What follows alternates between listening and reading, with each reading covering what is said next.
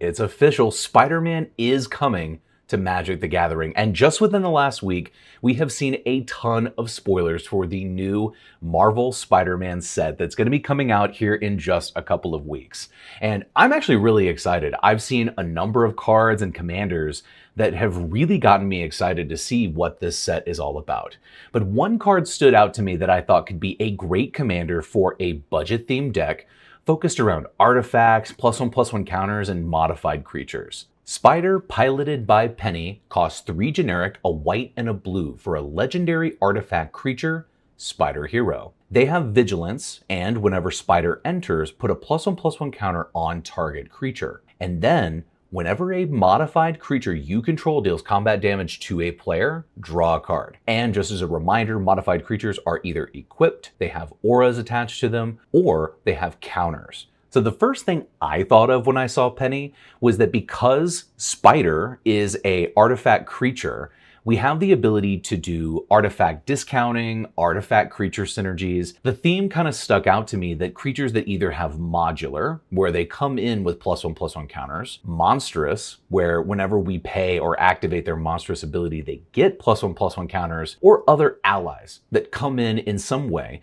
with +1/+1 counters attached to them, would be the easiest way for us to take creatures, modify them the moment they come into play, and then be able to immediately go in and deal combat damage to our opponents to continue drawing cards. So our game plan is going to be backed by a group of these, what I'm dubbing self-modify creatures. These are all creatures that come in either with +1/+1 counters on them, or do something whenever they enter the battlefield or they have an activated ability that gives them +1/+1 counters. So rather than having to equip them with an equipment spell or pay for mana to put an aura on them, all of these mostly artifact creatures are automatically going to be considered modified when they enter play. Starting off this list, and a staple of what this deck's theme is all about, is Archbound Striker. It's a 2 mana cost artifact creature with flying, and it has modular 1, so it enters the battlefield with a +1/+1 counter attached to it, giving it that modified ability the moment it enters the battlefield.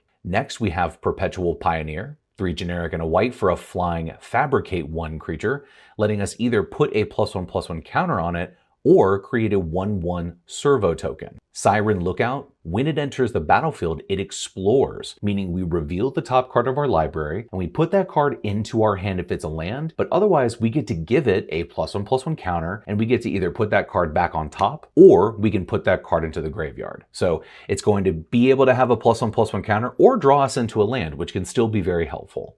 Untethered Express, trample, whenever it attacks, put a +1/+1 counter on it, and it's a vehicle that has crew 1. Archbound Fiend. This creature has fear, so it can only be blocked by artifact creatures or black creatures. And at the beginning of your upkeep, we can move a +1/+1 counter on another creature we have onto it, but it also has modular 3, so it's going to be entering the battlefield with 3 +1/+1 counters already on it. Myriad Construct. It's 4 mana, but it also has a kicker cost of 3, and it says that if it was kicked, it enters the battlefield with a +1/+1 counter on it for each non-basic land your opponents control, which in a game of Commander can be sometimes 6, 7, 8 lands when you look at all of your opponents. And then it says whenever Myriad Construct becomes the target of a spell, we have to sacrifice it, but we get to create 1/1 colorless construct tokens equal to its power. Sunscorched Regent. Whenever an opponent casts a spell, put a +1/+1 counter on Sunscorched Regent, and you gain a life. It's going to be gaining you back some additional life and automatically putting +1/+1 counters onto this creature again and again and again. Whenever Archbound Slice deals combat damage to a player, put a +1/+1 counter on it, and it has modular 1. Hexavis, a 6 mana artifact creature with flying, and when it enters the battlefield with 6 +1/+1 counters on it, but we can pay 1 mana to remove a +1/+1 counter and put a flying counter on another target creature we control. Or we can pay 1 to remove a counter from another creature and put additional +1/+1 counters onto Hexavis. Kappa Cannoneer has Improvise, so it costs 1 less to cast for each artifact that we have in play, and it has ward 4, so it's going to be very hard to remove from a targeted removal spell. When this creature or another artifact you control enters, put a +1/+1 counter on this creature. It can't be blocked this turn. This creature can all of a sudden become absolutely huge and give it that unblockable ability to swing out massive damage onto your opponents. Scholar of New Horizons, a human scout that enters with a +1/+1 counter on it. We can remove a counter from a permanent to search our library for a plains and reveal it. If an opponent controls more lands than you, we can put that onto the battlefield tapped. If you don't, then we get to put it in our hand instead.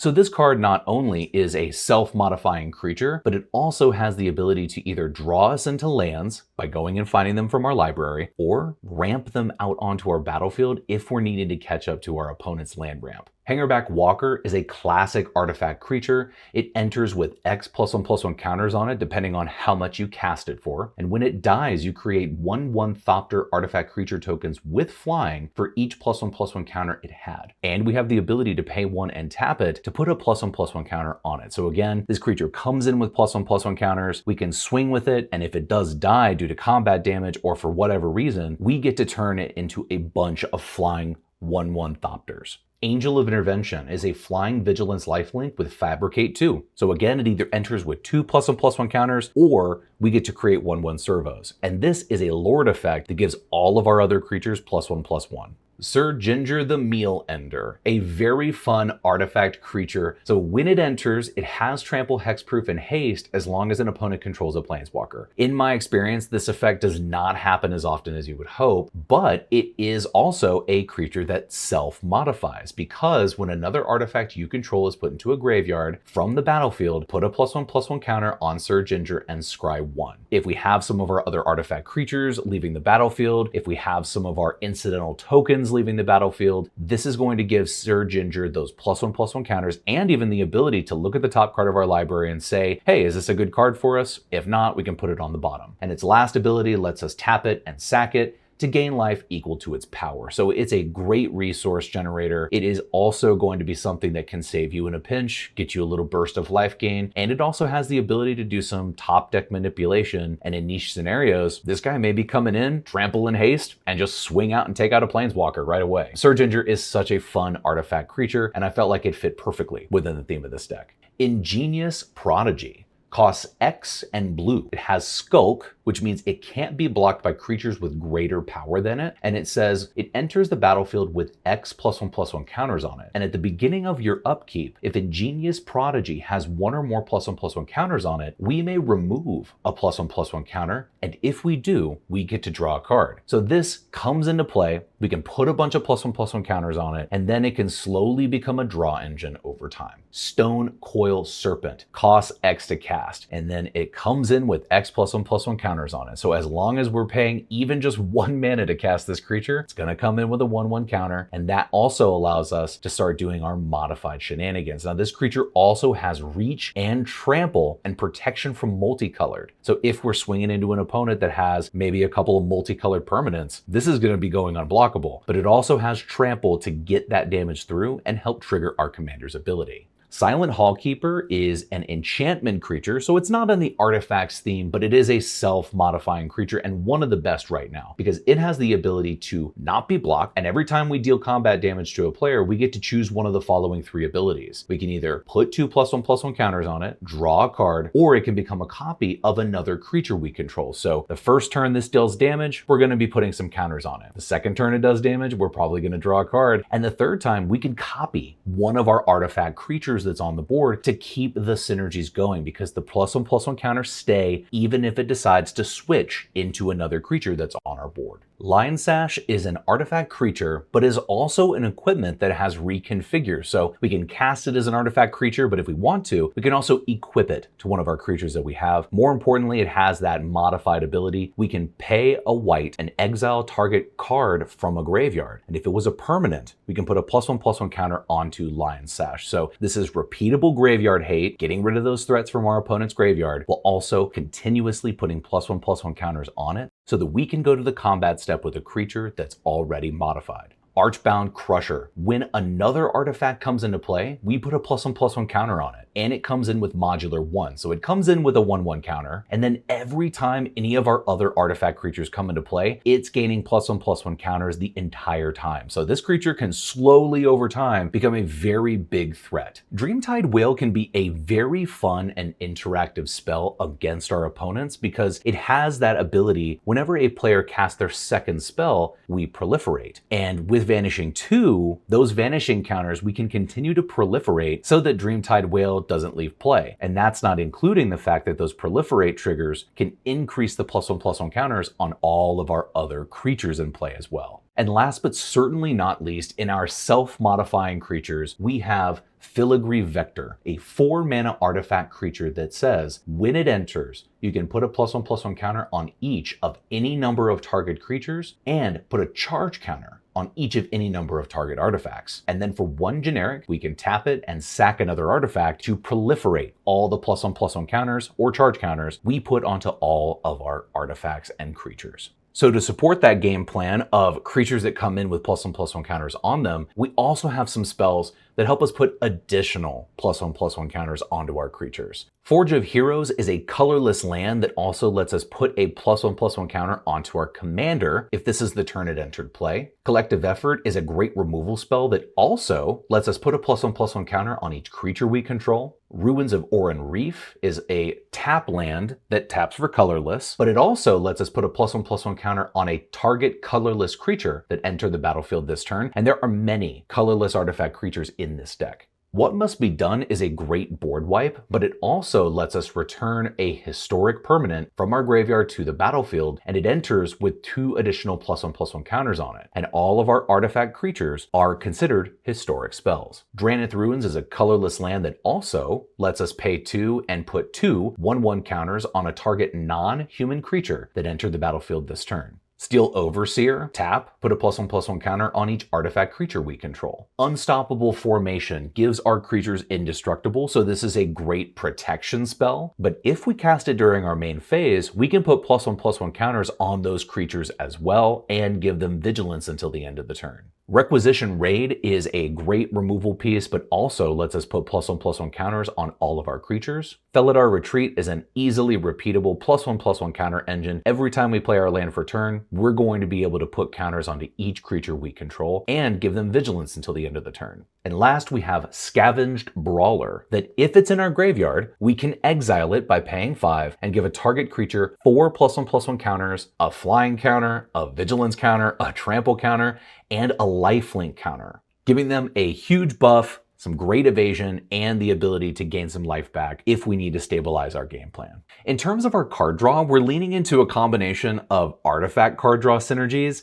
and +1/+1 counter or proliferate card draw synergies. So cards that let us draw cards and proliferate our counters, or cards that care about the fact we have artifact creatures in play. Cephalid Coliseum lets us draw 3 cards, and we do have to discard 3 cards, but digging 3 cards deeper into our deck can usually help us find some great solutions for whatever we're looking for. Commander's Sphere lets us sack it to draw a card. Mindless Automaton comes in with +1/+1 counters, but it also lets us remove +1/+1 counters to draw cards. Tezzeret's Gambit lets us draw 2 cards and proliferate all of our counters. Vivisurgeon's Insight lets us do the same thing, but we get to draw 3 cards. Midnight Clock is a great ramp piece in our deck that also has the ability to put our counters on it incrementally over time, and when it hits 12, we can shuffle our hand and our graveyard back into the library and draw a fresh hand of 7 cards. Mind Stone lets us sack it to draw a card. Thought Monitor has affinity for artifacts, so we can reduce that 7 mana cost, but when it enters, we get to draw 2 cards. Thopter Spy Network incrementally creates those Thopter tokens, but it also will let us double down on what our commander does. So when our artifact creatures are dealing damage, we get to draw cards. And lastly, Padeem, Council of Innovation, gives our artifacts hexproof, so we get a little protection, but more importantly, at our upkeep, if we have the artifact with the biggest mana value, we get to draw a card. So now let's talk about how we're going to get those creatures through for additional damage, because our commander's ability only triggers when we deal combat damage to a player. So How are we going to ensure our creatures get through? Our commander doesn't give them trample, we're not dealing with equipment that give them trample, so instead, we're going with some +1/+1 counter synergies that allow our creatures to swing through, whether that's with flying, unblockable, or some other form of evasion. Abzan Falconer gives each creature we control with a +1/+1 counter on it the ability to fly. Riku, Resourceful Guardian, whenever we put one or more counters on a creature, until the end of turn, that creature can't be blocked by creatures our opponents control. And it also has the ability Steal, which lets us pay one generic and tap it to move a counter from target creature an opponent controls onto a target creature we control. If one of our opponents is doing a +1/+1 counters deck or has some incidental counters that are on their board, we can steal those so that we can give our creatures the ability to sneak through unblocked. Herald of the Secret Streams gives our creatures with +1/+1 counters on them the ability to be unblockable. And last, but most certainly not least, and probably one of the most expensive cards in this entire deck, the Cyberdrive Awakener. Thankfully, the Edge of Eternities helped bring the price of this card down, but it is a very powerful card that gives all of our artifact creatures the ability to fly. And then it says, when this creature enters, each non-creature artifact we control becomes a 4/4 artifact creature until the end of the turn. This gives all of our mana rocks and other artifacts we have in play the ability to also become creatures that can go to the combat step and win the game. Before we finish, I do want to go over a couple of highlights in the ramp section and the land section. A lot of it is standard and budget fare, but there are a few pieces of tech that we have access to that I want to call out specifically in these sections. These kind of meat and potato sections can be sometimes the most interesting and fun to build around in these kind of budget lists. So here you can see we've got a pretty classic set of mana rocks, and we've got some 2 mana and 3 mana artifact spells because our commander, Spider, piloted by Peni, is a 5 mana commander. Now, that being said, I've got 3 spells that I would like to call out specifically and give you a little bit of info to understand how they synergize with everything else going on in the deck. So the first one is Ever-Flowing Chalice. This is a 0-cost mana rock that has multi-kicker for 2. We can pay that 2 additional mana as many times as we want, and for every time this spell was kicked, we can put a charge counter on it. This also then lets us tap for colorless for each charge counter on this artifact. So now, when we proliferate with spells like Tezzeret's Gambit and Vivisurgeon's Insight, we have the ability to add additional charge counters to Ever-Flowing Chalice. So initially, you might pay 2 mana and kick this spell once, so that every time you tap it, you're making 1 mana. But as we proliferate, we're going to have the ability to put even more charge counters on this, allowing us to tap for even more. The next card I wanted to call out are our artifact cost reducers.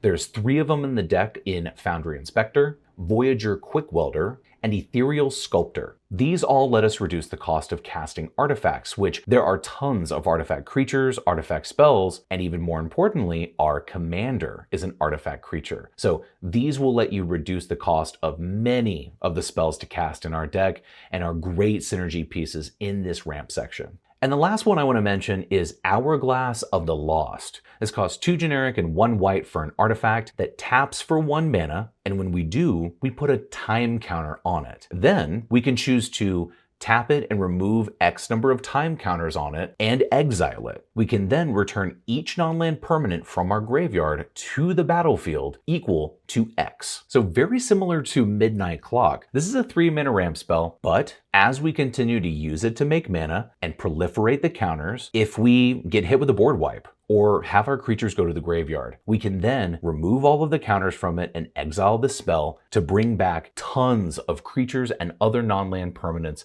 It's a very unique recursion piece that I have not seen many decks play around with. This card is only 49 cents currently, and I think it is a really powerful piece that you should look at as a 3 mana artifact in decks that can run either a 5 mana commander or have a really high mana curve. I think this can be a very unique artifact ramp spell and recursion piece for your deck. Now, in this mana base, we have a lot of standard fare, but I do want to make 2 quick call outs for you. The first is in Crystal Grotto. Crystal Grotto is one of my favorite lands that taps for colorless. We can pay a mana to filter that into the color that we need, but more importantly, in these artifact heavy lists, we can use this to not only pay for the generic mana cost of a lot of the spells in our deck, but we can also get that scry 1 effect. So its downsides are mitigated by what our deck is trying to do. The next one I want to call out is the MDFC land that is Suppression Ray. So we could pay 3 generic and either hybrid white or blue, and it allows us to tap all of the creatures target opponent controls. We do have the ability to pay energy, and if we do use that energy, we can put stun counters on those creatures. There are no energy synergies in this deck. Try to say that 5 times fast, but we don't run any energy synergies, so we're not going to get that effect. But paying 5 mana to tap down somebody's creatures can be the difference between you being able to swing out for lethal or not. And on the backside of this is a tap land. So in your opening hand, this is your turn 1 tap land to make sure you can hit both of your colors. But in the late game, this can be a spell that can open the door for you to be able to swing out and go win games. We're running a number of the standard fare in Azorius. If you'd like to, the deck list is down below in my Mox field. We're running also 8 basic islands, and we're running 10 basic plains. We have 3 protection spells. We've kind of already talked about a few, but the one I did want to mention is Hard Light Containment. This is brand new from the Edge of Eternities. Lets us enchant an artifact, which can be an artifact creature, and when it enters, we can exile target creature and opponent controls.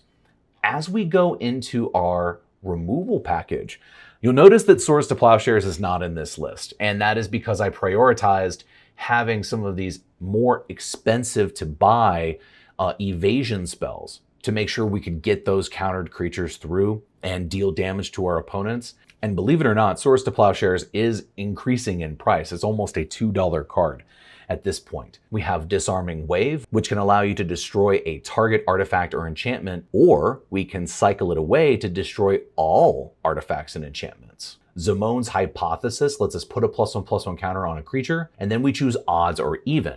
And then we return each creature with power of the chosen quantity to their owner's hands.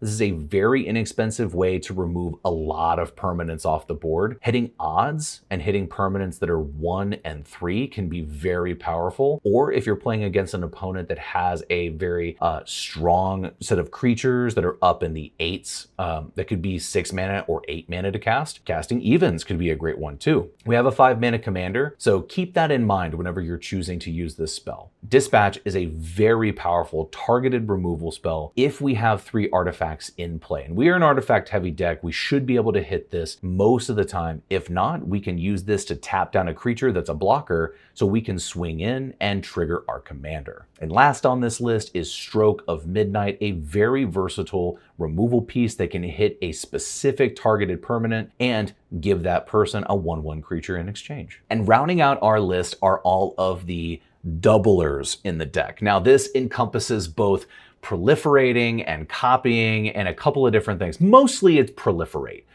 We have one really powerful one in mechanized production that lets us create token copies of the enchanted artifact, but can also just become an I win card if we have enough copies of that artifact in play. This card is very powerful. But we also have another group of cards that continue to help us with our +1/+1 counter game plan and dealing combat damage to other players. Grateful Apprentice, whenever it deals damage to a player, we get to proliferate. Metastatic of Angel, whenever a non-token creature enters the battlefield under our control, we proliferate. Inexorable Tide, whenever we cast a spell, we get to proliferate counters. New from the Edge of Eternities, Surge Conductor, whenever another non-token artifact we control enters, proliferate. And Patrolling Peacemaker. This creature is another self-modifying creature, so it enters with +1/+1 counters on it, but more importantly, whenever our opponents commit crimes, we get to proliferate those counters and the counters of the rest of our artifact creatures on our board. So it's Spider Time, a budget-focused deck for less than $100 that's all about artifact creatures, +1/+1 counters, and the modified mechanic in Azorius. So thanks for watching. I really hope you liked this video. If you did, please let me know down in the comments section below and share this with someone that you think would really be interested in building one of the new commanders for the Marvel Spider-Man set. Now, More importantly, I am on the road to 1,000 subscribers. I'm very excited to bring you additional content as we can make this channel grow. So subscribing really means a lot. And if you have any feedback for me, please leave it in the comments section down below. I read all the comments. I'm replying to all of the comments as well. So I really appreciate your feedback. And my name is Clear Reason. I'll see you next time.